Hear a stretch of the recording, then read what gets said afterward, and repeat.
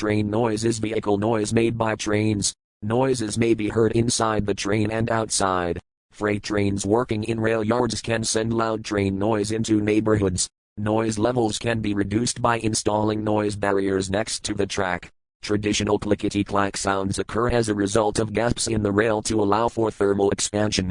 On most railways, the gaps are opposite each other, and if the carriages are about the same length as the rails, uneven clickety-clack sound is generated. In the USA, the rail joints are staggered, so not being opposite each other, a different and irregular sound is heard. Several distinct sounds are created by various parts of the train, such as engines, traction motors, brakes, and the wheels rolling on the rails. Roughness and irregularities on the wheel and rail surfaces are a source of noise and vibration.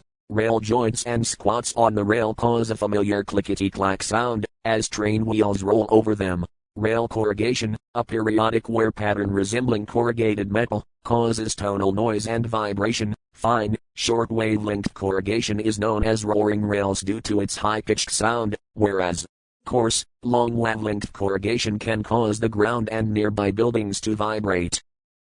Rail roughness and corrugation are treated by grinding the rails.